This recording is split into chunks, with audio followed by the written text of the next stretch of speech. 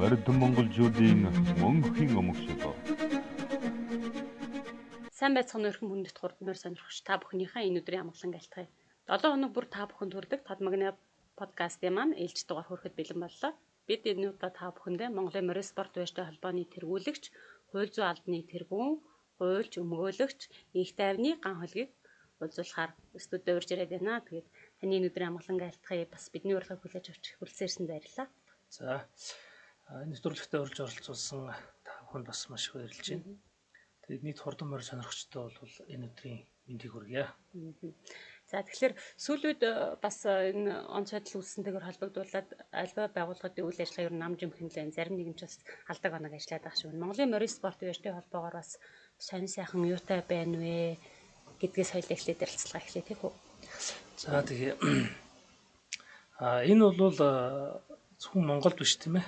Манай дэлхийд бас нэг юм коронавирусын халдвар гэсэн ийм маш тийм онцгой тохиолдол үүсээд байна л да.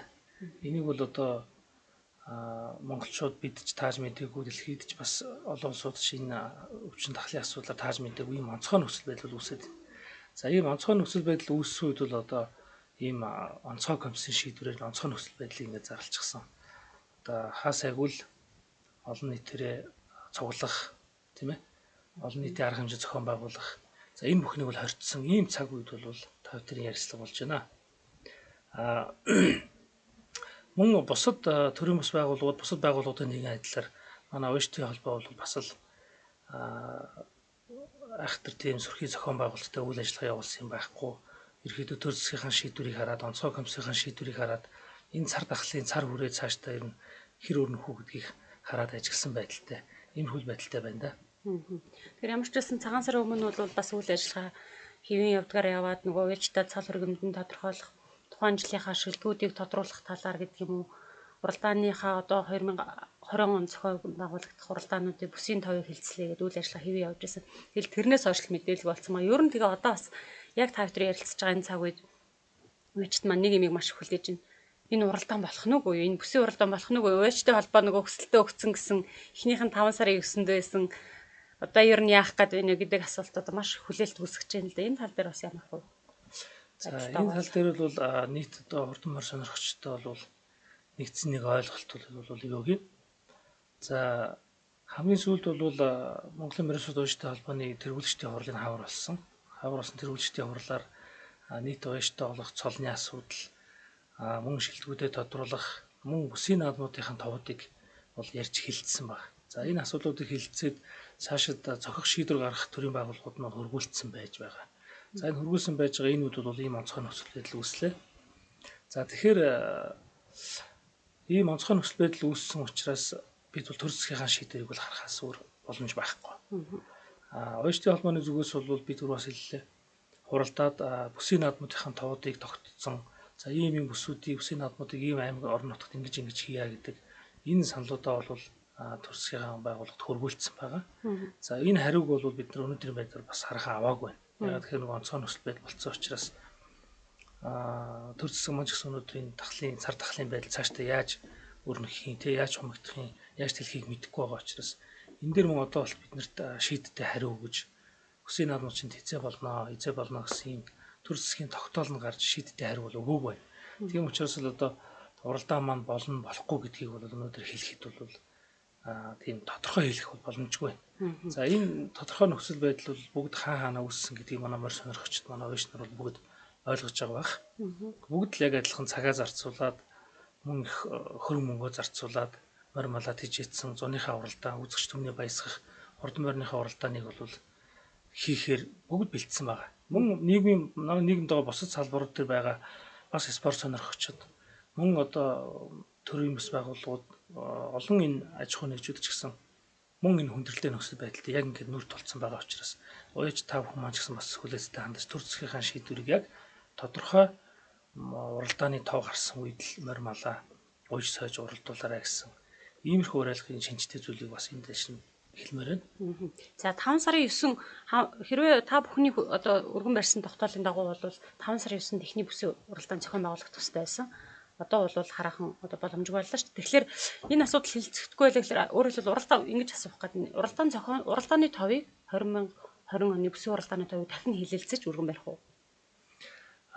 Бид одоо удирдлын чанартай энэ хаврын бүсийн уралдаан бол тэргүү бид нар дахиад өргөн барилаач гэсэн хаврын бүсийн уралдаан бол болохгүй цаг хугацааны хувьд боломжгүй болсон. Тэгэхээр зүгээр нөгөө зуныхаа бүсүүдийн уралдааныг бол тогтсон тов, тогтсон өдөр тэр хэлбэрээр бол өргөн баригдсан байгаа учраас тэрийг дахиж хуралдаж, дахиж өөрчилж баригдах асуудал одоохондоо бол яригдаагүй байна. Хэрвээ магадгүй бас бид нар оюутны холбооны удирдлагууд тэргүүлэгч нар бас бид нар ажлын бос хурлын босцоор холбогдож бас энэ талаар санал бодлоо солилцдог. Энэ дээр ямар яригдж ийн вэ гэхээр хэрвээ энэ цар тахлын байдал цааш үргэлжлээд улсын баяр наадам болохгүй асуудал ч мөн өнөөдөр тодорхой биш л байна. Тэгэхээр энэ асуудал нэг мөр шийдэгдсэний дараа бас энэ бүсийн наадмуудыг тийм ээ аймгийн наадмуудад давхцуулж хийх үү бүсийн наадмуудын товыг өөрчлөх үү гэх мэтчлэнгийн асуудлыг бас дахиж яригдаж болох юм. Одоогоор бол яг яригдаад шийдэгдсэн тийм зүйлүүд байхгүй байна. Бас нэг зүйл тодруулъя. Зуны бүсийн уралдаан дээр зүүн бүсийн уралдааны тов тусгагдаагүй байсан тухайд одоо дөрвөлгчтэй хурлын шийдвэрийг харахад тэгэхээр дараа нь Хинтээ аймагт зүүн бүсийн уралдааны хийхээр болж гинэ гэсэн ийм аман яриа гэдэг юм уу бас мэдээлэл сонссон. Энэ хэр үнний ортой вэ? За энэ дээр бол яг нөгөө бас тодорхой шийдвэр гараагүй байгаа. Ер нь бол тэргүүлэгч нар хуралдаад шийдвэрлэх асуудлын жагсаалтанд бүсийн наадмуудын тов тогтоох асуудал байсан. Тэр үед бол аймаг орон нутгуудаас саналаа ирүүлсэн аймаг орон нутгууд дээр бол бид нар энэ Монголын морин сүлжээтэй холбооны дүрм заасны дагуу салбар холбоотой гэрээ байгуулад за энэ уралдаануудыг ямар дүрм журмаараа яаж явуулах юм тийм ээ комиссид ямар хүмүүсийг оруулах юм энэ мэтчлийн асуудлыг хилцэх байсан. Хилцээд явах үеэр бол зүүн аймагудаас бол тодорхой тооны санал ирээгүй байсан учраас энийг бол түр хилцээгүй орсон ийм асуудал байна. Энэ одоо яг энэ хэлбэрээр л байгаа. Дахин өөрчлөлт орсон янз бүрийн албан ёсны шийдвэрлэл гараагүй байна. Тэгэхээр хаврын уралдааны тухайд уралдааны товын тухайд ярьсан дээр бас нэг зүйлийг нэмэж шууд энэ дээр нь тодруулчихъя гэж бодож. Хаврын бүсийн уралдаан гэдэг энэ асуудал одоо хүлээлт үүсгдэг гэдэг юм уу, эргэлзээ таамаг үүсгдэг болоод бас нэлээд хэдэн жил болчлоо. Уралдаан болох уугүй юу гэдэг тийм. Болохдоо яг хизээ юм бэ. Уг нь бол одоо хаврын тэргуун сарын шөнийн 3-нд мөн 8-ны дотор болдог юм уламжлалт тогтоол яг тэр үедээ л одоо хүмүүс морио ээж бэлдээл тэнд болох юм байна. Дүнжин гарав. За ингэж уяа гэдэг ингээд маш олон зүйл тодорхой байсан. Гэтэл сүүлийн жилүүдэд тэр уралдааны төв одоо хүүхд төрхийн асуудал гэдэг юм уу бусад байгууллагуудаар холбогдлолтойгоор хойшлоод одоо бүр тодорхойг болчихлоо. Гэтэл үечт маань 11 сараас эхлээл мордо оруулаад хичээгээл ингээд өөрсдийнх нь үйл ажиллагааг хэвэн яваад байдаг. Тэгээд 7 дугаар их хурал дээр бол энэ хаврын бүсийн уралдааныг одоо ер нь бол хуульчилж өгөх ёстой юм аа, хуульчилж оруулж өгөө гэдэг асуудал тухайд яригдчихсэн. Энэ ер нь одоо ямар төвшөнд явуулаа. За би ерөнхийдөө таны асуултыг бол маш сайн ойлгож байна. За энэ бол үнэхээр манай энэ уяачдын хувьд маш хүндрэлтэй асуудал болчиход байгаа. За морь тижээх зуны уралдаануудтай болон хаврын уралдаануудаа бэлдэх асуудал байна. Энд бол маш их хөрөнгө мөнгө цаг зав олон хүмүүсийн хүч хөдөлмөр зарцуулагддаг. Гэтэл ихэнх нь бол их тохиолдолд яг тэр нөгөө хөсөн хүлээж байгаа уралдаан бол цаг тухайдаа болохгүй, улс төрийн болон өөр бусад шалтгаануудаар болохгүй байх тохиолдол зөндөө байна. Энэ дээр бол нэгэнт тухайн тэмцээн уралдаандаа бэлдээд цаг зараад мөнгө хөрөнгө зарж байгаа хүмүүсийн хувьд бол болох хугацаанд тодорхой, тэнд бэлдэх хугацаанд тодорхой, энэ бүх юм тодорхой байвал маш амар байна. Яг энэ асуултыг л тодруулж юм л да.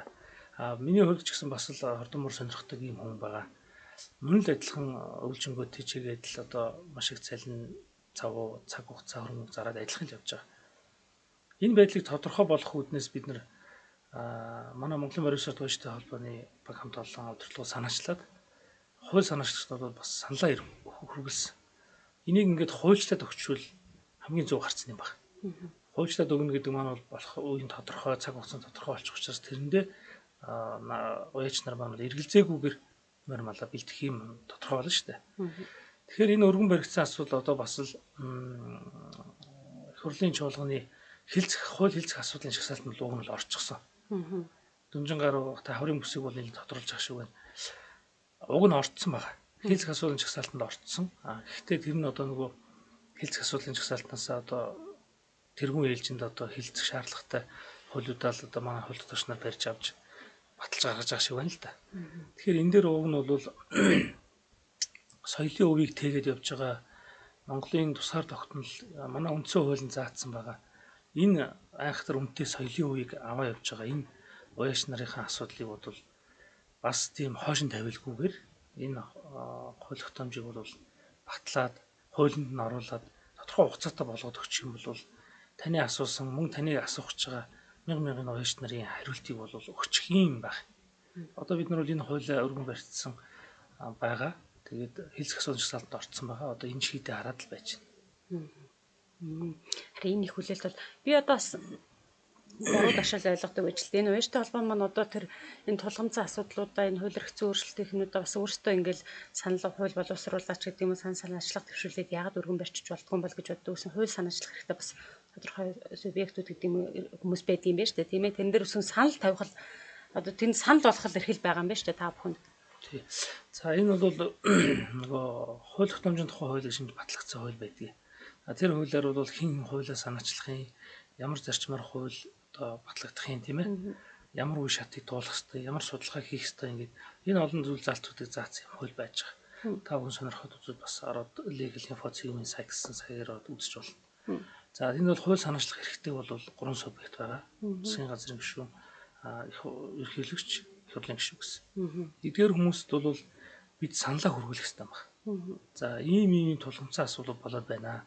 Эдгээр зүйлүүдийг хуульчилж, хуулийн зохицуулалтанд оруулахгүй бол хүндрэлтэй байдал үүсэж байна. Ийм судалгаагаар ингэж харагдлаа. Ингэсэн энэ саналуудыг бид нэр зөв өргөн барьж, энэ саналуудаа тусгуулж тэр хууль тогтоогч нарт хүргүүлэх юм байна. За үүнийг бол хууль тогтоомжийн хуулийнхаа дагуу хууль санаачлах хэрэгтэй улсууд их хурл өргөн барьж ингэж л батлагдж явдаг юм. Номтой л доо. Тэгэхээр та дөрөв нөгөө эрх бүхий этгээдэд нь бид бол бас санал хүргүүлсэн байгаа гэж хэлсэн. Тэр бол миний ойлгож байгаа болорчлон гишүүн болов гэж бодож байна. Яг л болорчлон гишүүн бол Барнадын тухай хуульд нэмэлт өөрчлөлт оруулах тухай хуулийн санаачлалд 2 ч удаас өргөн барьж ирсэн. Тэгэхээр тэр бол гэж бодож байна. Ер нь болорчлон гишүүний тэр санаачлан өргөн бариад байгаа тэр хуулийн төсөл одоо бидний хүсэн хүлээж байгаа, мэдхийг хүсэж байгаа ямар одоо зүйл заалтууд тулгаа одоо туссан байгаа юм бэ? Тэр талаар бас мэдээлэх үү? За тийм энэ яг боловсролын гишүүний санаач өргөн бариад санаачилсан өргөн барьсан энэ хуулинд бол нэлээд хэд хэдэн асуудлуудыг бол нэг мөр шийдчихээр ийм зохицуултууд явж байгаа. Харамсалтай нь бол харин зөвхөн энэ ер нь бол манай Монголын морин шалгуурчдын холбооны дүрм морин уралдааны дүрм журмуудад бол хүүхдийн эрхийг хамгаалах хүүхдийн аюулгүй байдалтай холбоотой маш их олон заалтууд орцсон зохицуулт нэг явж байгаа. Зарим зүгээр яг энэ хүүхдийн эрхийг хамгаалах төрийн бас байгууллагуудаас санаатай байт юм уу, санамсаргүй байт юм уу, эсвэл өөрсдөнд нь хамаатай сэдв гарч ирэх гэдэг юм уу те. Үл ойлголцох иймэрхүү асуудал бас ингээд гардаг. Энийг бол одоо нуугаад яах вэ? Нийгэмд ил байдаг л асуудал. Гэтэл уяажт гэдэг хүмүүс чинь бол бид нар хууль тогтоомж дүрм журамдаа хийгээд өгсөн тийм ээ. Яаж эрхийг хамгаалахын ямар байдлаар одоо даатгал хамруулахын зөндөө асуудал зохицуулсан ийм зохицуулт өгн байгаа юм. Гэтэл энийг олж харалгүй жоох юм өрөөсгөл байдлаар ханддаг юм уу гэж боддог. За ийм байдлаар хандснаас болоод бол боловсролын гишүүний тэр хууль жоон цаашаа явах нь жоон гацалтын байдалтай байгаа байлээ. Уул нь энэ дотор бол зохицуулах олон асуудлууд цаана байгаа шүү дээ. Зөвхөн энэ хүүхдийн нас, хүүхдийн эрхтэй холбоотой асуудал байхгүй. Хаврын бүсийн уралдааныг хуульчлаад өгчий. Ямар цагаагаар, ямар цаг үед нь хийчихвэл боломжтой тийм. Мөн шийдэгдэхгүй хэд хэдэн асуудлуудыг энэ дунд хөндөж тавьсан байгаа боловч энэ магадгүй одоо өнөөдөр чинь нөгөө 2020 он тийм ээ. Сонгуультай жил үүнтэй холбогдуулаад бас энэ хууль санаачилсан гишүүн жоохон шахалт ирсэн байхыг үгүйсэхгүй юм л да. Тэгээ энэ хуулийн маань өнөөдөр ингээд хэлцэх асуудлын жагсаалтанд байгаа мөртлөө бас өөрчлөхгүй байгаад. Зөв тэгээд ер нь бас юуны байдалтай байгаа юм шиг. Тэгэхээр бас нэг зүйлийг одоо яг энэ хуулийн ярьсан дээр нөгөө Монголын морин спорт уяжтай холбооны эрх зүйн чадамжийн тухай асуудлаас талбар хурлаар хөндөгдөжсэн. Өөрөлдөл Монголын морин спорт уяжтай холбоо бол нийгэмд үйлчлдэг төрийн бас байгууллага юм гэж. Гишүүдтэй одоо бас үйлчлдэг болохын тулд баймар байна гэдэг асуудал бас яригдчихсэн. Энэ хоёрыг юм хослуулсан бас эрх зүй одоо тийм эрх зүйн чадамжтай байж болно. Иймэрхүү бас боломжууд бол би энэний төлөө бас одоо инженер одоо сонгогдож байгаа удирдлагууд маань бас ажиллаарай гэдгийг тухайд ажиллаж байсан хуульчд бас ярьжсэн санагдаа тийм. За тэгэхээр 7 дугаар их хурлын тухай ирсэн учраас 7 дугаар их хурл ер нь ямар асуудлыг шийдвэрлсэн тийм. Энэ талаар би бас товчхон ойлголтыг өгье. За ер нь бол төрийн бас байгууллага гэдэг бол төр өөрийнхөө хэрэгжүүлж чадахгүй байгаа зарим чиг үүргээ төрөмс байгууллагуудаар хэрэгжүүлдэг. Одоо энэ л хэлбэр юм шүү дээ. За Монголын морин усууд уужтын холбоо бол ерөнхийдөө 120 мянган гишүүнтэй ийм 333 сумд салбар нэгжтэй ийм төрөмс байгууллага л да. Монгол улсад хамгийн том төрөмс байгууллага гэж. За төрөмс байгууллага дотроо бол ингээд нийтэд чиглэсэн эсвэл гишүүдтэй чиглэсэн үйл ажиллагаа явуулдаг гэдэг иймэрхүү одоо өөр ойлголтуудтай байдаг. За нийтийн эрх зүйн этгээд болоод гишүүдэд үйлчилдэг нийтэд үйлчилдэг ийм статустай төрөмс байгууллага хэрэг болчих юм бол шийдвэрлэгдэх асуудлууд, мөн хариуцлагын асуудлууд, мөн одоо энэ тэмдгүү болоод байгаа нэмэх замраагүй зарим уралдаанууд, зохион байгуулалт муутай уралдаанууд тийм ээ. Гэх мэтчлэн энэ олон асуудлуудыг бол шийдсэн асуудлуудаар хариуцлага тооцох ийм механизмыг бий болгох юм. За энэ юу гэсэн үг вэ гэхээр өнөөдөр Монголд яг төр өөрийнхөө чиг үүргийг хэрэгжүүлэхээр хуульчлаад өгсөн нэг л төрөмс байгууллага байгаа. Тэр нь бол Монголын хуульчтай холбоо. Би бол одоо Монголын хуульчтай холбооны бас гишүүн. Монголын хуульчтай холбоо бол хуучин хууль зүйн төсвөрийн яам өөрийнхөө хэрэгжүүлдэг байсан чиг үүргийг бол манай Монголын хуульчтай холбоонд шилжүүлж Монголын хуульч эрх зүйн байдлын тухай хууль гэж хууль батлаад тэрэнд одоо холбооны үндсэн чиг үүрэг тий хүлээлгэх хариуцлага гишүүд энэ асуудлыг зохицуулсан ийм хууль баталж гаргасан. Энэ хуулийн дагуу л шийдэх холбоо баг. За манай Монголын морин усууд уужтын холбоо уг нь яг ингээд их хурл засгийн газрын хэмжээнд яригадаад үндсэн энэ чиг үүргийг өгөх юм бол хүлээлгэх хариуцлага нь тодорхой, нэг гишүүдийн тоон тодорхой, мөн түүнтэй холбоотой татвар харамжийн асуудал нь тодорхой, зөрчигчд хүлээлгэх хариуцлага гэдэг. Ингээд өнөөдөр манад энэ нийгэмд бас нэг хүлээгдээд байгаа, дээрэс нь энэ шийдэгдэхгүй байгаа асуудлыг зэгцлэх ийм боломжтой хууль бол харагдаад байгаа юм чинь. Манай Монголын хуульчтай холбоо бол яадаг вэ гэхээр өөрсдөө магадлал итгэмжлээд гишүүдэд шалгалт аваад одоо хуульч болгож байгаа. Энэ хуульч болсон хүмүүс маань тодорхой одоо зөрчил гаргах юм бол буцаагаад нөгөө эрхийн цуцлж байгаа. Тэр хүмүүсээ дахиж сургах, давтан сургалтанд хамруулж байгаа. Ингээд төрийн хийхд одоо хүндрэлтэй байсан олон асуудлууд шийдэгдсэн байж байгаа. Энэ шиг манайх өнөөдөр Монголын морин усууд уужтын холбоо ингээд ийм чиг үүргээ төрөөс авах юм бол энтийн зохион байгуулах байгаа баяр наадмуудыг яг нэгдсэн нэг дүрмээрээ зохион байгуулна. Тэрэн дээр одоо нэг ямар нэг маргаан гарахгүй тийм ээ. Гарсан маргааны нь бол яг дүрмэндээ заагаад өгсөн тэр дүрмийнхэн дагуу хэрэгжүүлдэг. Дүрмээ хэрэгжүүлэхгүй байгаа хүмүүст хариуцлага хүлээлгдэг. Тэр хариуцлага хүлээлгэх субъектүүд нь тодорхой ийм л байгуулах болох юм байна. Энийг өгнө гэж хийж чадах юм бол монголчууд ер нь бол одоо нэг л юм хүсэж штэ морь сонирхож байгаа хүмүүс.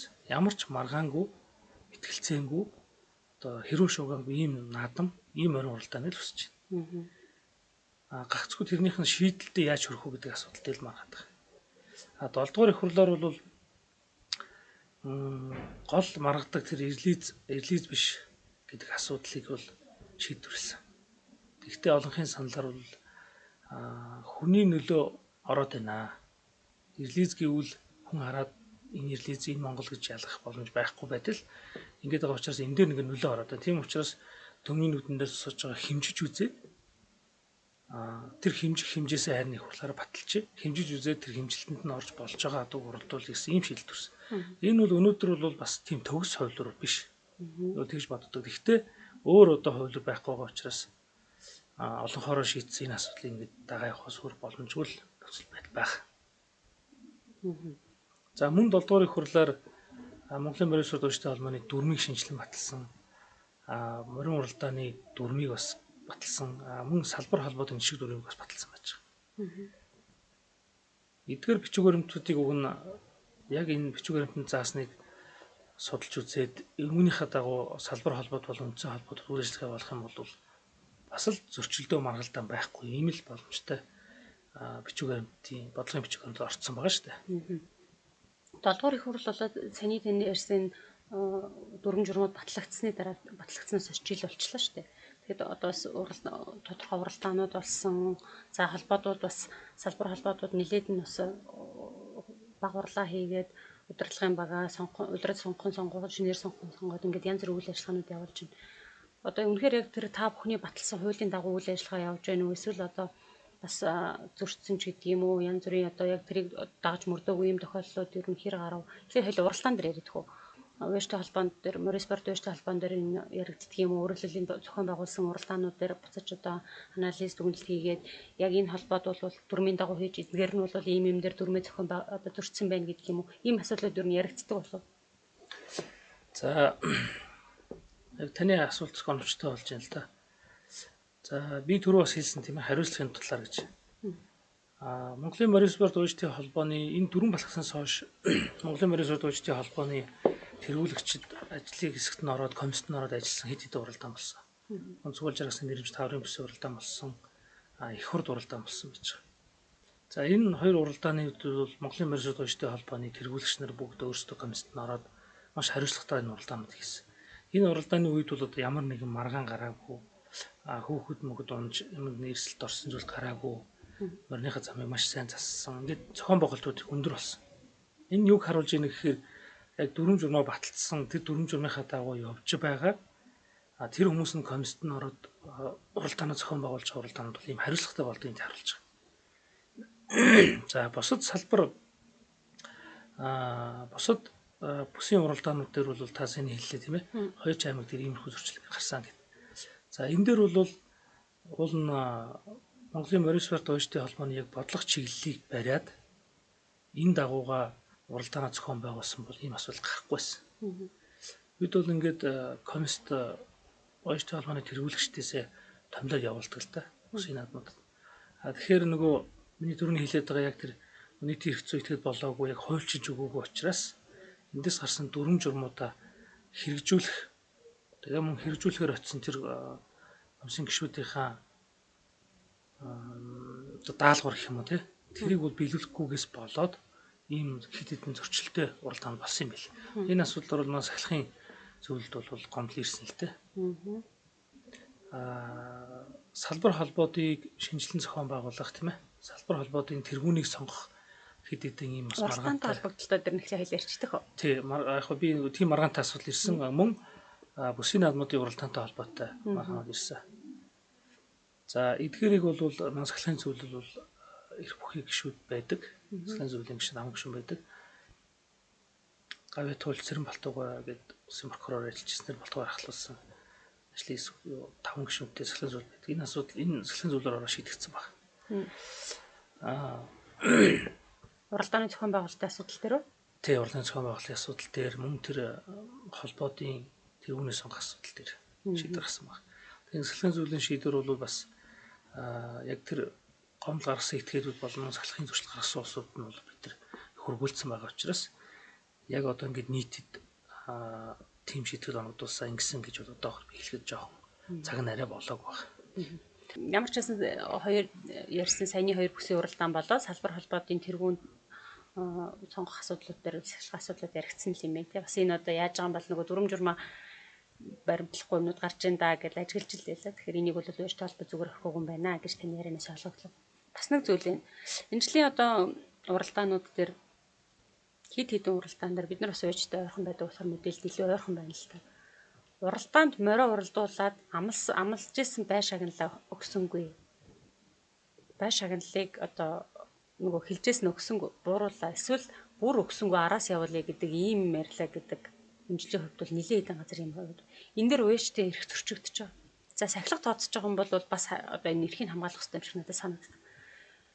Тэр уяачаад одоо ингээд хаа байсан газараас бензин тусаа гарцтай морины уралдааны хураамж төлөөд морио бай тахиулахлаар тэр байга авч чадахгүй юм тохиолдлууд зөндөө гарч энэ дээр юу н одоо уяжтай холбоо бас санаж бодож байгаа зүйл байгаа юм. Мэдээж та бүхэн бас энэ талаар дуулдаг л байх гэж бодож байна. Тий, энэ талаар бол бас мэдээж дуулах байх уу? Хүсэлтүүд санал гомдууд ирдэг. Түрүү миний нөгөө бас ярианд хөндсөн нийтийн эрх зүйн этгээд болгоод хуульчлаад өгчих юм бол мөн энэ хууль зөрчигчдөд хүлээлгэх хариуцлага тодорхой болох юм байна. Өнөөдөр бол Монголын Морисборд уяжтай холбооны дүрм батлагдсан. Бүгдээр энэ дүрмээр одоо уралтын энэ дүрмээр явъя гэд одоо их хурлаараа ороо шийдсэн. Мөн энэ салбар холбоодын тэргүүнүүд ирээд удирдах ажлын зөвлөгөөн гэж болоод тэр зөвлөгөөн дээр энэ дүрм журмаа барьж ажиллая гэд гэрээ байгуулад гар үсгээс ороод явцгаацсан. За энэ нөхцөлд бол уг нь одоо бид нар тоглоомын дүрмээ бол тохирцсон. Тэгэхээр тэр дүрмээрээ л уг нь явах хэрэгтэй байна. Тэр дүрмээрээ явахгүй хүмүүс өнөөдөр одоо хууль эрх зүйн хувьд одоо яг ингээд хатуучин хариуцлага хүлээгч гэхээр бид нөгөө нийтийн эрх зүй этгээд болж хууль бид нар батлагдж өгөөг учраас энэ дээр одоо ёс зүйн хариуцлага өрүүлэх тийм ээ. Манай нөгөө Бааштай холбооны тэр сахилгын зөвлөөр оруулж ёс зүйн хариуцлага хүлээлгэх ийм л одоо боломж олцсон өнөөдрийн бидэд олгогдсон дүрм хуулиар байгаад байгаа. Тэгэхээр энэ асуудал бол яригдаагүй биш, яригдахгүй хоцрогдох зүйл огт биш. Энэ бол тэргүүлэгчдийн хурал дээр бид нар тэрэ байнга яригддаг. Энэ асуудлыг нь яаж шийдвэрлэх вэ? Ийм сандгоомд тасрахгүй байна гэдэг дээр бол байнга яриад санаа бодлоо оролдуулж байгаа. Тэгэхээр энэ дээр бол бид нар нийт хэрэгцсэн итгэхэд болгочихъя. Энэ талаас нь явбал гарцсан байна гэсэн ийм л зүйлийг харж байгаа. За, ер нь ууштай холбооны дээрх хууль зүйн алба гэж байна шүү дээ, тий. Та бүхэн одоо яг ямар үүрэг одоо юу танай ажлын хүрээнд танай албад шилбэл ямар асуудлуудыг шийдэх хэрэгтэй гэдгийг ууштай холбоо удирдлага зохион байгуулалтын шинжилгээ хийгээд хууль зүйн алба байгуулагдсанаас хойш одоо ямар ажлууд хийгдсэн гэдгийг ойр үед хийж хэрэгжүүлэхээр төлөвлөж байгаа ямар ажлууд байна гэдгийг сарвал. За тийм. За манай хуульчдын холбоо 7 их хурлаар болсон хуульчдын холбоонд бүтцэнд хэд хэдэн өөрчлөлт оролдоод тэгээд ерөнхийлөгчтэй за өмнө байсан ерөнхийлөгчтэй одоо ингээд хүнд ерөнхийлөгчд тэгээд дэрэгдээ зөвлөлттэй байна, сахилгын зөвлөлттэй байна, хууль зүйн албатай байна гэдэг ингээд хэд хэдэн өөрчлөлт орсон юм. За энэ дотор бол 7 дугаар их хурлын үйл ажиллагаа явахаас өмнө дүрмээ шинжлэх хэд хэдэн хуульчдаас бүрдсэн юм юу байгуулагдсан, ажлын хэсэг байгуулагдсан. Доктор одоо Болдоотрын Гүнбэлэг гэж доктороор ахлуулаад Төрбат, Ариун болд миний би гэсэн ийм хуульчдын багтай ингээд орсон юм бид нар ажилд. За энэгээр бол ер нь юу хийх зорьсон бэ гэхээр хуульчдын Марис Бордовичтой холбооны шинжилсэн дүрмийг шинжилүүл батлуулъя. Энэ маргалдаад байгаа асуудлуудыг нэг мөр шийдэх ямар гарц байна. Дүрм журамд нь өөрчлөлт оруулаад ингээ хийчих юм бол болох юм уу гэсэн ийм зүйлүүдийг бол хэдэн тэргүүлэгч нартайгаа ярьж сууж хагаад тэгээд бид нар хууль зүйн талаас нь боловсруулалт ингээ баталсан дүрм журмууд байна. За энэний дагуу хууль зүйн албаны 3 хүний бүрэлдэхүүнтэй байгуулагдсан юм алба байна. За энэ алба бол энэ ууштай холбооны тэргүүлэгчдийн хурлын босод үед хамгийн их идэвхтэй ажиллаж байгаа гэж би хэлэх байна. Манай албанд 2 залуу байгаа. Золбоо Төр Батгч 2 залуу байгаа. Энэ хоёр маань бол маш идэвхтэй ажилладаг. За хэд хэдэн холбооноос зохион байгуулсан уралдаан дээр өөрсдөө оролцож, одоо даамлаар оролцож, морь бүртгэлийн ажлын зохион байгуулж, тийм ээ. Хэмжилтийн ажлын зохион байгуулж ингэж оролцсон. Ер нь бидний үндсэн чиглэл юу вэ гэхээр энэ Монголын морь шууршлагаас зохион байгуулагдаж байгаа уралдаануудын журмыг боловсруулах, тийм ээ. Тухайн уралдаан дээр ямар журам барьж ажиллаж журмыг боловсруулах, мөн энэ болж байгаа уралдаануудын ажлын хэсэгт нь орж энэ дүрм журмаа хэр барьж ажиллаж байгаа вэ гэдэг дээр хяналт тавьж зөвлөгөө өгч. Мөн энэ дүрм журмаа барьж ажиллах дээр нь зөвлөгөө өгөх юм чиглэлийг барьж ажилладаг ийм алба байж байгаа. За мөн энэ алба маань бол ана алмаас 2 хүн энэ ёс зүйн хороонд байдаг. Энэ хууль тогтоомжийг хэрэгжүүлэх, дүрм журмаа хэрэгжүүлэх хүмүүст хүлээлт хариуцлагыг бас ногдуулах. Ийм албанд нь бол 2 нь орж ажилладаг. Тэгэхээр бидний хувьд бол баталсан дүрм журмаа хэрэгжүүлэх, зөрчигчд хүлээлгэх, хариуцлага хүлээлгэх гэсэн ийм үндсэн чиглэлтэй ажилладаг ийм алба байж байгаа. Би бас бодохдоо нөгөө одоо бидний хувьд бол бас тэр Баярнаадмын тухай хайлт нэмэрт өөрчлөлт оруулах гэдэг тухайн асуудал ч бас тулгамдсан л асуудал болоод байна шүү дээ.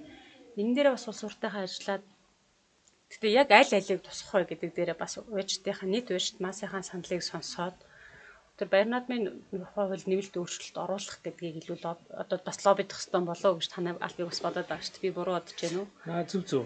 Манай алба бол бас энэ чиг үүргийнхаа хүрээнд энэ Баярнаадмын тухай хууль нэмэлт өөрчлөлт оруулах энэ ажлын хэсэгт орж ажилласан. Тэгээд боловсруулаад саналаа нэгтгэхэд хөргүүлсэн байна. Одоо бол бидний нөгөө хийх ажил явцсан. Одоо хууль тогтоогчид энэ дээр саналаа өгч гар өргөж батлах ийм асуудал үлдчихэд байна. Бидний зүгээс энэ дээр санаа бодлоо тусгаад явуулсан. Морьд монголчуудын мөнхийн омог шилээ. За тэгэхээр одоо албаны яриа маань арайгаа энэ хөргөж өндөрлөөд бас нэг зүйлийг тодруулмаар байна. Хуульчдаас бүрдсэн журамт хурд гал байгуулагдсан тийм ээ. Журамт хурд гэж гал байгуулагдаад бас одоо яг морь сонирхогч хүний хувьд, сэтгүүлч хүний хувьд надад их одоо бас хувь хүний хувьд дэмжиж байгаа юм сайхан уралдааны зохион байгуулалт болсон.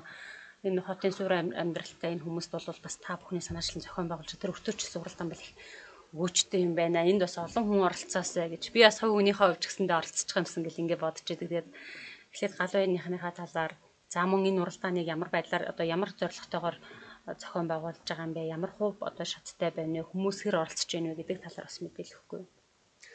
За манай Журамт хорд гэдэг галууя байдаг.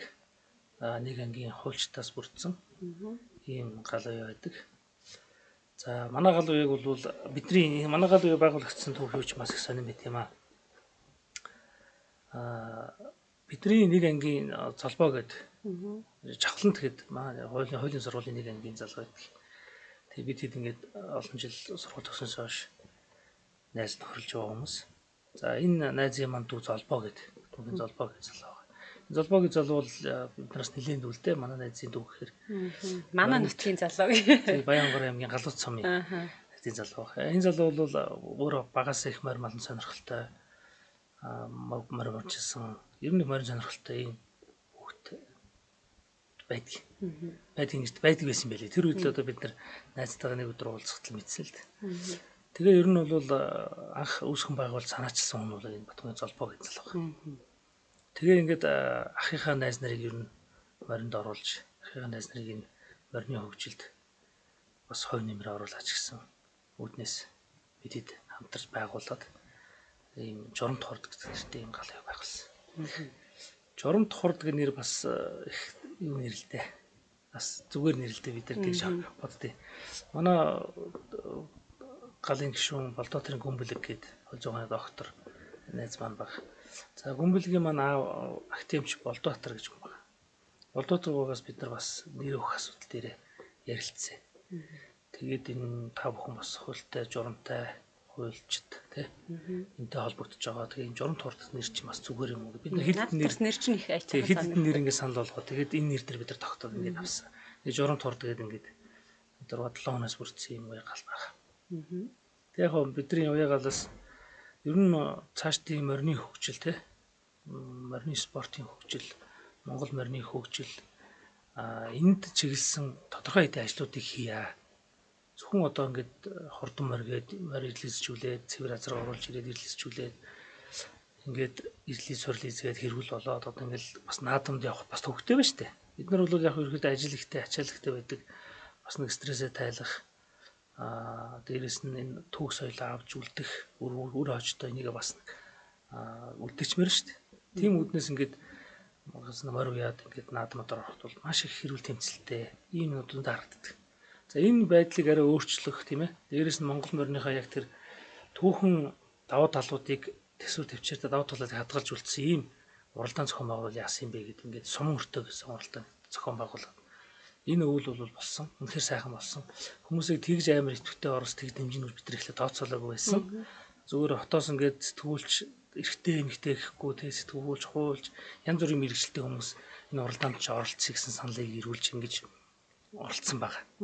Энэ бол их сайхан санагдсан. Яг ер нь бол Монгол морины төсөр төвчээр, Монгол эр хүний төсөр төвчээр бол шалгасан тийм үед бидний болсон. Энэ идрээсээ хүүтэнд болоод одоо ингээд манай дөр уралдааны бичлэгийг ороод үсгэх гоё. Яг цас шамарглаа, шуурал тэр үед бол Монгол хүн өсдөд дэлээ өмссөн, өнгө малгайгаа өмсч Монгол морь оноод цамтуулаад ингээд явж байгаа. Үнэхээр хямартай багтам сайхан байсан. Тэгээ бид нар бол энэ уралдааныг жилийн 4 хувиар ер нь уралдаантай бай, үзэг юмтай бай. Монгол морьныхоо энэ яг давуу талыг харуулсан энэ өсгөх үржүүлэх асуудал бас нэг талд нь авч явахгүй болохгүй мэн гэсэн үднээс юм уралдаан хийсэн. Ажиг харамсалтай нэг корона гэдэг нэг дахал гарч ирснээс хойш ингээд зогсцсон байж байгаа. Уг нь бол нэлээд олон аймаг сумдууд эрүүл хамтран зохион байгуулах саналаа бол эрүүлчих гэсэн байгаа. Гэтэ яг нь юм цаг хугацаатай юм чинь энэ өвчин дахал нэг гайг болох байлгүй. Хэдэн километрт дуудаж байна? Бид нар ер нь 30 км-т. 30 км. Энэ ер нь ягаад сум өртөө гэж нэрлсэн гэхээр дээр үе манай өртөө хаалга гэдэг ч юм бол нэлээд олон зууны тэртегээс байгуулагдсан юм том соёл юм байл л дээ. Тэгэхээр энийг бол тухайн үед бол 30 км-т сайн морьтой ирэх хүн гээд морь оноод Монгол морины дээд 30 км гарна гэж үзэж байна гэсэн үг үү? Уу яг дээд хорд биш л дээ 30 км-ийн зайд одоо тэр хүн морьныхоо одоо хордыг өөрөө тааруулаад, эцэц цуцгаа тааруулаад энгийн оногд чинь бас өксөр уруу янз бүрийн замаар явна штэ. Тэрийг бүгдийгээ тааруулаад тэр хугацаанд амжиж очоод явна гэдэг бол бас нэлээд тооцоол шаардсан. Нэлээд морныхоо хүч өөрийнхөө хүчийг шаардсан ийм уралдаан болт юм бэл. Тийм болохоор бид 30 км-т уул эхлээ явуулж үтсэн баг. Ер нь цаашдаа жоохон хөгжүүлээд замд нь даалгавар биелүүлэх, тэрийг мөн арай хол километрт явуулах ч юм уу тийм ээ. Янз бүрийн хувилбараар хөгжүүлэх гэсэн ийм төлөвлөгөөнүүдийг гаргацсан явж байгаа. Хичнээн хүн оролцсон бэ? Хэдэн удаа зохион байгуулагдсан бэ? Ер нь манайх чинь 3 удаа зохион байгуулагдсан. Эхний удаад нь бол нөгөө бид хэд ерөөхдөө бас явж үзье гэдэг ерөөхдөө дотроо маягтай зохион байгуулж үзсэн. Тэр үед бол нэлээд олон саналууд ирсэн байсан боловч бас бид нар эрсдлээ тооцоод тийм ээ. Эмэгтэй хүмүүс ч байсан, одоо хотоос залуучууд ч байсан. Бас эрсдлээ тооцоод бид нэрлэн явж үзье гэдэг өөрсдөө дотроо ерөөхдөө хийж үзсэн. Дараагийн 2 уралдаанд нь бол бас нэлээд олон оролцож сайхан утгуултан болсон. Яа тийм тодорхой цаг ер нь энэ 30 км хэдэн минутанд туулж байна вэ? За энэ дээр ийм билээ. 2 минутын зайтай бид гаргаж байгаа. 2 минутын зайтай гаргаад тэгээд нөгөө яг бүнийг гараанаас зэрэг гарахгүй учраас хүн одоо би өөрөө төрөнд нь явж гинэ, хойно нь явж гинэ гэдэг өөрөө л одоо мэдрэмжээр мэдрэх асуудал юм билээ. 2 минутын зайтай гаргахаар миний араас одоо хэдэн минутанд гарсан хүн ирж гин те. Одоо би ямар цагт болох вэ? Морио хаана явуулах вэ? Хаана тахиулах вэ? Хаана татаж явах вэ гэдэг ингэж тооцоолж явах юм билээ. Тэгээд за би одоо минутын нэг цээжээр яг ингэ юу санахгүй байна. Ямар ч байсан 3 удаа уралдаа явхад сүүл рүүгээ 30 км-ийг тухлах цаг нь богиносчихилээ. Тэгэхээр энэ юг харуулж нэхэр нөгөө уралдаанд хүмүүс бэлддэг болсон байсан. Тэгэхэд 3 уралдаанд нь оролцсон хүмүүс байгаа маань. Тэгэхээр тэр ингээд морио бэлдээд нөгөө нэг 30 минутыг туулдаг цаг нь багасаад байгаа юм билээ. Өөртөө морио бэлдээд ирэх юм уу? Та бүхэн морио бэлдсэн байгаа юм. Ерөөсөө өөртөө морио бэлдэн. Бид нар нэг болохоос нэг сар орчим өмнө хизээ болно гэж зарлчин. Тэгээд тэр хооронд морио бэлдээл насан турш хүмүүс жагаар бас онцлог баг. Хүүхд бас дээр жоох эрсдэлтэй. Тийм учраас 18 наснаас дээш насанд турсан өөрөө тэр замынхаа саад партаа бүх юмыг тооцож чадах сайн морьтой тийм иржил оролцож байгаа бол та. Эмэгтэйчүүд оролцож явах шиг байсан да. Эмэгтэйчүүд оролцсон. Тэгээд бас хүний өссөн сонирхлыг хааж боож болохгүй. Үнэхээр бас ирчвэлтэй тутахааргүй сайн морь ундаг эмэгтэйчүүд байдаг юм билээ. Эмэгтэйчүүд бас оролцсон. Гэхдээ бас арай л хөрхгүй. Бартаад юм уу тэр зам? Ер нь бол яг тийм одоо хурдны морь шиг бид нар замаа засаад уралж байгаа тийм юм бол байхгүй. Ер нь нөгөө өмнөх өв соёл нь юу байсан гэхээр угаасаа л нөгөө партаатай, сааттай замаар явж одоо тэр цагт харилцааны мэдээгээ хүргэдэг байсан учраас бид нар тэр шаардлагыг л тавьсан. Тэгээд өөртөө бол одоо өксөж уруудахаа өөрөө тааруулаад ингээл оролдож байгаа да. Байшаагийн хувьд ямар байсан бэ? Байшаагийн хувьд бол яг бид нар нөгөө ер нь бол манай энэ уралдаануудын ихэнх байшааг нь л одоо хүмүүсийн жоохон хөнгөвчлсөн нөгөө моцикл байд юм билээ шүү дээ. Тэгээ моциклыг бид нар хэд хэдэн моцикл ингээд өгсөн байгаа. Ер нь цаашдаа бол яг аль болох энэ одоо бензин тос хэрэгэлдэг энэ моцикл гэсэн унаг аль болох бага хэрэгжилж сайн морио унж морио эдэлдэг болохын тулд байшаглалын юуг нь арайч өөрчлөе гэсэн. Харин би бас шууд тэгж бодож байна. Жишээлбэл та бүхэн яагаад гоё бүрэн одоо имэйл хазар бэлгэлж болохгүй ш. Тэр хүн имэйл хазаартай юм чи морио бэлдээд унаа шүү дээ, тий? Өөрийн гэсэн имэйл хазаартай болгоод өгчих юм бол. Тийм сансарцууд гараад бид нар ерөөд юм бэлтцсэн байсан боловч корона маань болоод байгаа. Ер нь тэр байшаглалыг бол бас их бодох хэрэгтэй юм билээ. Тэгээд бид дараагийнхтаа бол их сайхан юу сэтгцэн байгаа. Та сая орон нутгаас санал ирээд байгаа юм. Ер нь бол явандаас орон нутаг зохион байгуулж болох юм байна тийм ээ. Тийм одоо манайх нөгөө юуны цохогч ирэх гэдэг юм нь бол авсан байж байгаа. Тэгээд тодорхой нөхцөл болцол шалгуур хангасан үзэр сум орнуудын хүмүүс бид нар тандаад тэгээд тэр уралдааны зохион байгуулах ийм зохицуултыг явж байгаа. Нилээ хэдэн сумдаас ирсэн байгаа одоо тэгээд цаг сайхан болох байлгүй өвчин тахлаагүй болохоор. Ер нь одоо жишээлбэл би ингээд уячтаа бас давхарцсан цагаар 40 мянган уячтаа уулзсан байна лээ. Сая 10 жилийн яваараас дүн гаргасан чинь. Тэгээд ингээд уячтаас ягаад ер нь морь уух болсон тухай асуухлаар хэрвээ төвийн хүн байхаа мэдээж хөдөө байгаа хүн бол ахуугаад байгаа. А төв суурин газраас нь дээд боловсралтай хүмүүс хөвчлэн дээд удамд нь одоо морь малуу ижсэн ч юм уу багада хөдөө угаатай байсан хүмүүс ингээд морь үйсэн гэдэг. Таны хувьд одоо бас хуульч мэрэгчлээ юм хүн бас хурдан морьтой холбогдох болсон юутай хинтэй холбоотой юм болоо гэдгийг бас тодруулмаар санагдаж байна. За таны асууж байгаа асуулт бас зөв л дөө. Ер нь бол Монгол хүн болж төрснийхөө хувьд Монгол соёл, Монгол ахуйгаа бол байнга авч явж байгаа хэрэгтэй. Дэлхийд дээр өчнө олон улс орнууд одоо нэг брэнд хөгжүүлнэ гэж ярьд юм бэл. Гэтэл Монголд бол тэр брэнд хөгжүүлэх ямар шаардлага байхгүй. Монголд Монгол морь гэдээ байж байна. Дэлхийн талыг бол монголчууд мориороо тулсан. Тийм дэвсгэр төвчээртэй Монгол адуу гэдэг бол дэлхийн брэнд Монгол улсын Монголын брэнд дэлхийд танигдах Монгол брэнд бэлэн байж байгаа. За монголчууд бол ихэнх нь бол мал аж ахуйд суурилсан малчин улсуудын удамшигчүүд. За миний хувьд бол манай аавын талд бол адуутай малтай юм малчин улсууд байсан. Манай аавыг Гүржөө инх тайван гэдэг. Ааваас мөн үлдсэн бас идэ адуу байдаг. Манай аавын аав нь манай өвөө бол Гүржөө гэж хүн Аранга аймгийн Жаргалан сумын хараад одоо эмээл хийдэг гүр гэж хүн байгаа байсан юм билээ. Одоо 50-д онд хийсэн эмээл хийсэн эмээлийн мацууд нь хүртэл одоо Аранга аймагт бас адуучин тохиод явж идэг. Ийм сайн эмээл хийдэг хүн байсан юм билээ. Эсвэл яг улсын архивд сууж байгаад тэр талаас нь нэлээд олон юм судалж бас мэдсэн баг. За манай ээжийн талд бол Монгол улсын сайн малчин Чөлтвийн махбал гэж хүн байсан. Тий. Тэгээд ингээд альч талаасаа бол надад бас адуутай, морьтой, малтай, хөдөөтэй юм ойрхон ийм хөвгөлтэй. Багаасаа бидний үеийн хөвгтүүд ч одоо би ч нэг 80-аад оны бүтээгдэхүүн шүү дээ.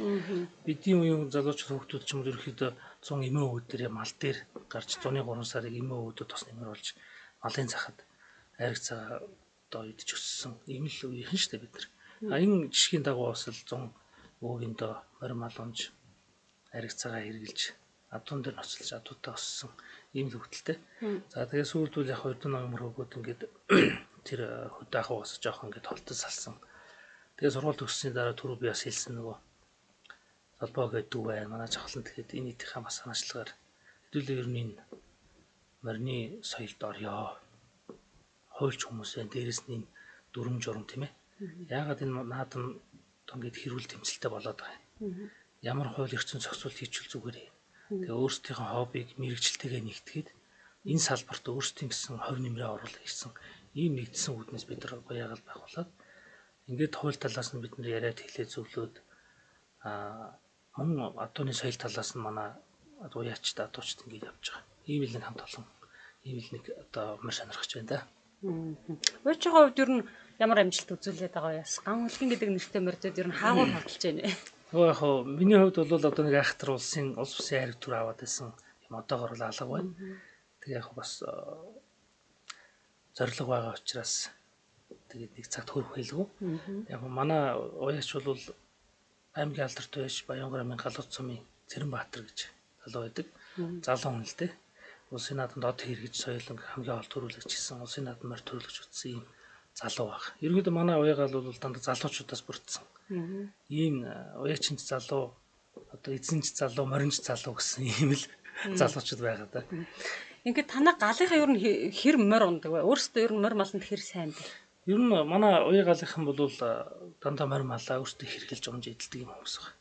Бид нар одоо яг нь манай уяа налахтай ойрхон байдаг учраас адуус ойрхон байдаг учраас энэ давуу талаа ашиглаад цэцэг үний орвил руу морьтой аялах, морин аяллаа бас хий гэсэн санаачлал гэсэн юм бодолтой байх. Тэгээд анхны түүч нь болоод эхлээд өөрсдөө цэцэг үнрөө морин аялал хийгээд бас энэ тасал сургууль хийгээд морь малтайгаа жоохон ойрхон байх юм а эргээд сэргэе гэсэн иймэрхүү үедээ явж байгаа учраас бид нар байнгын морь малаас унжидэлж хэрэгэлдэг гэсэн. За. Анартаач тэгвэл морьны соёлыг одоо бас олон талаар нь төгөөж амж хууль эрхцэн хувьд юм уу дүрм журмын хувьд эмхэлж байгаа юм байна. Өөрөө морийн төрийн хэрэгт оролцож байгаа юм байна.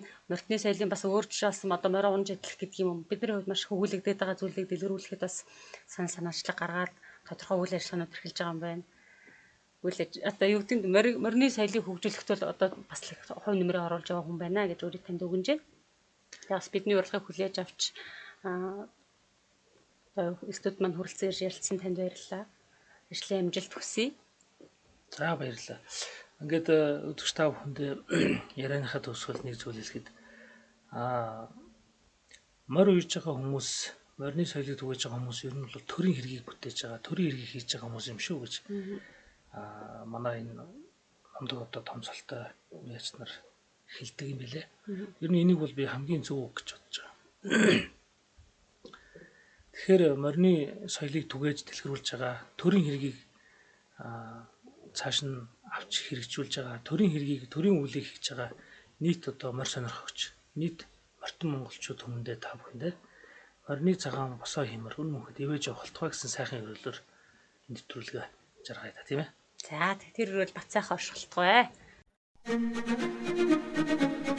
Морьд монголчуудын мөнхийн өмгшил.